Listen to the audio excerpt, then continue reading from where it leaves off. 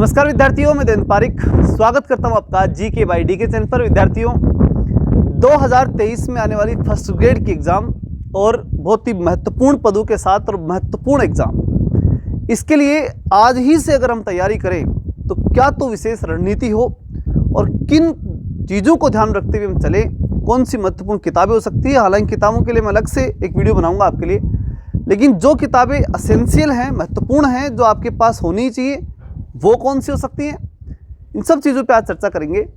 तो वीडियो को अंत तक देखिएगा और महत्वपूर्ण है इसलिए इसको सीरियसली देखिएगा, ठीक है। चलिए शुरू करते हैं।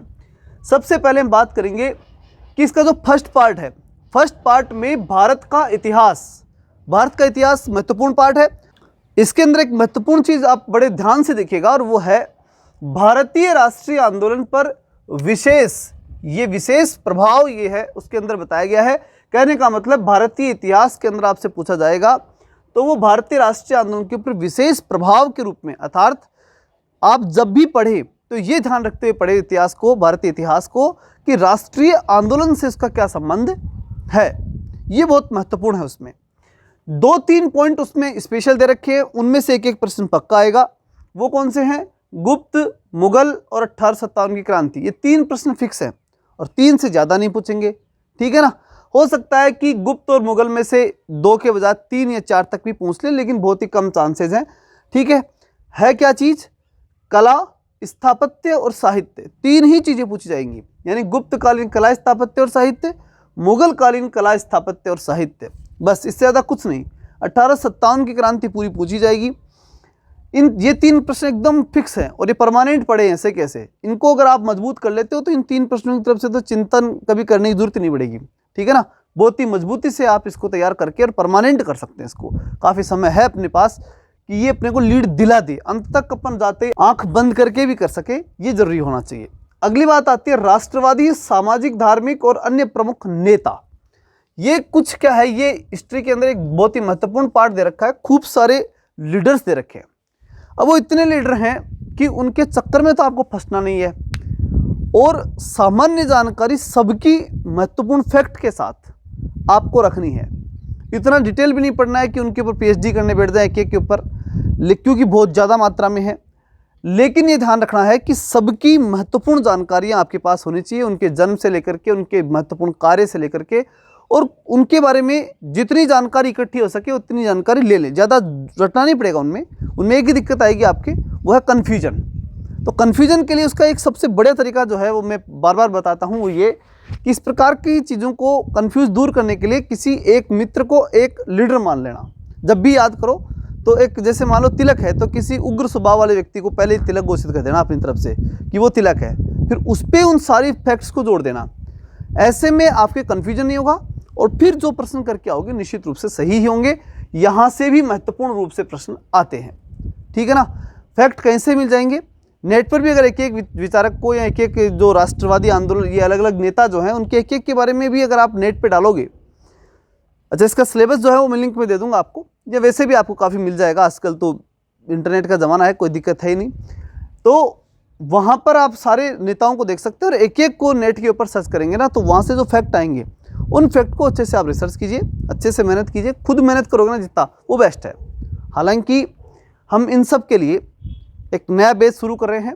उसके लिए पहले हम आपसे एक लिंक दिया है नीचे, ठीक है, टिचमेंट ऐप है, उसके ऊपर हम पढ़ाएंगे। तो चूँकि फर्स्ट ग्रेड पॉलिटिकल साइंस वालों के लिए तो हमने घोषणा कर दी, 999 रुपये में कंप्लीट कोर्स कराएंगे और उसकी पूरी जिम्मेदारी हमने ले ली। लेकिन फर्स्ट पेपर के लिए जो है वो हम एक असेंशियल यानी शुरुआती स्थिति के ऊपर हम चल रहे हैं। तो इसके लिए एक बार हमने नीचे की तरफ जो डिस्क्रिप्शन में ऐप का लिंक दिया है वहाँ जाइए और क्लास ज्वाइन कर लीजिए एक बार, ठीक है ना। फिर हम संख्या को देख करके, क्योंकि वहाँ इस मामले में संख्या देखनी पड़ेगी, क्योंकि पॉलिटिकल साइंस के मामले में तो ऐसा है कि मुझे पढ़ाना है तो मैंने संकल्प ले लिया तो पढ़ाना है। उसमें मेरे को पैसों का वो नहीं सोचना कि कितने स्टूडेंट जुड़े, कितने क्या, वो चिंता नहीं है। लेकिन जब मैं इतने टीचर लगाऊंगा अलग अलग तो फिर चिंता की बात हो जाती है, मुझे सोचना पड़ता है। तो इसके लिए अब जो लिंक दे रखा है उस लिंक के अंदर आप जाकर के ज्वाइन करें एक बार, ठीक है। संख्या 100 से बहुत जाती है तो फिर मैं टीचर्स के बात करके और उसके बाद में जो है ये जो है वो अपन कोर्स लॉन्च करेंगे। उन 100 विद्यार्थी जो भी इंटरेस्टेड हैं वो सब जुड़ जाइए।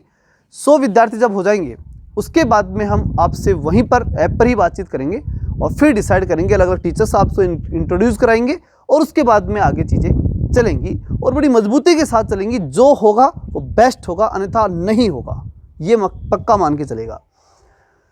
तो यहाँ से आगे चलते हैं और बाकी आप ऐप पे, यहाँ यूट्यूब पे तो आप लगातार पढ़ ही रहे हैं और मैं पूरा प्रयास करूँगा जैसे पिछली बार जीके कंप्लीट कराया था ऐसा अब की बार अन्य सब्जेक्ट भी करा पाऊँ, प्रयास में पूरा करूँगा, ठीक है ना। चलिए आगे चलते हैं।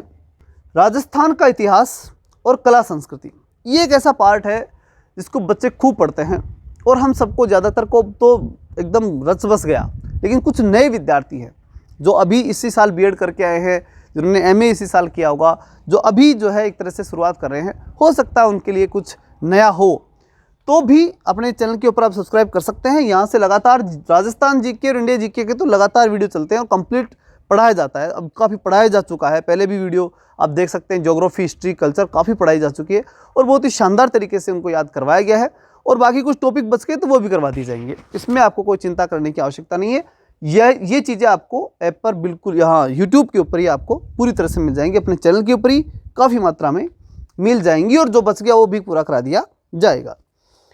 बात करें यहाँ पर मानसिक योग्यता, सांख्यिकी, गणित, क्षेत्रमिति, ये सब के सब ना ये माध्यमिक स्तर के होंगे, सिलेबस के अकॉर्डिंग क्या है, ये सब माध्यमिक स्तर के होंगे। अब बात आती है कहाँ से पढ़े, तो एक बात मेरी अभी से सुन लेना, आप जो 9th और 10th की किताब है ना, उन किताबों में या तो किताब में से या पासबुक में से वहाँ से पढ़ना शुरू कर दो। वो बेसिक नॉलेज है, वहाँ से उस बेसिक नॉलेज को आज से लेना शुरू करो, तब तो देखो इसके फ़ायदा। अन्यथा ये मत करना कि इसमें से आप बढ़िया 100% सही कर ही पाओगे या कर ही दोगे। और दूसरी बड़ी बात अभी सजेशन देता हूँ, एग्ज़ाम हॉल में बैठ करके इनमें से अगर कुछ नहीं आया, क्योंकि आप ज़्यादातर विद्यार्थी आर्ट्स बैकग्राउंड से हैं, अगर मैथ बैकग्राउंड से नहीं है तो ध्यान रखें विशेष रूप से।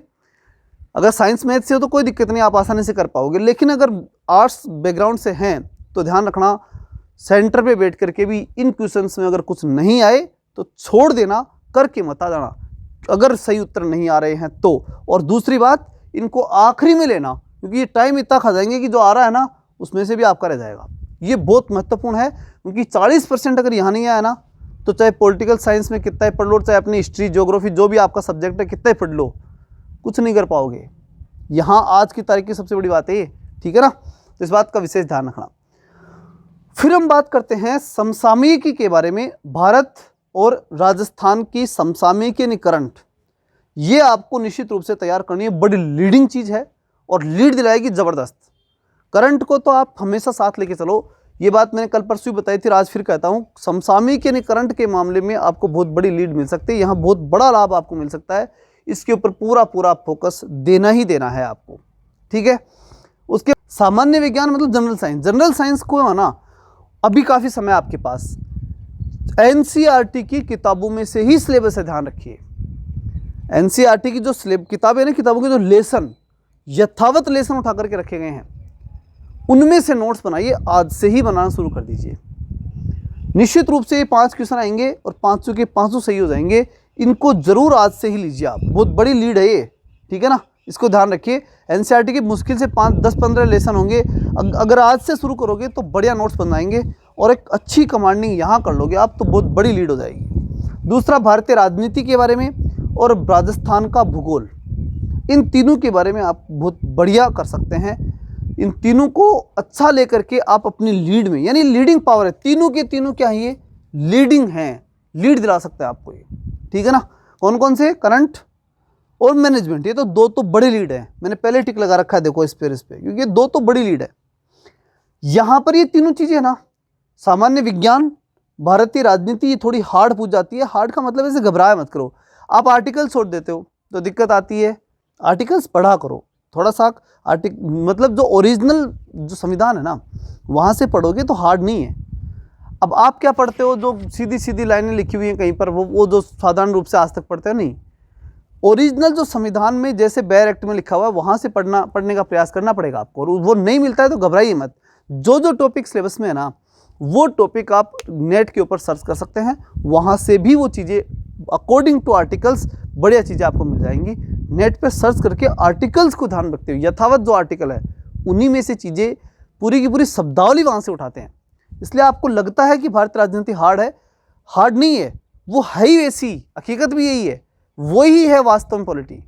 अब आप पॉलिटी पढ़ते ही ऐसे साधारण से लेवल पर हैं तो मुझे नहीं मालूम कि क्या पढ़ते हैं। फिर उसके बाद भी राजस्थान का भूगोल, राजस्थान के भूगोल की जब हम बात करते हैं तो ये तो काफ़ी पढ़ा है आपने, और जो पढ़ रहे हैं वो बेस्ट है।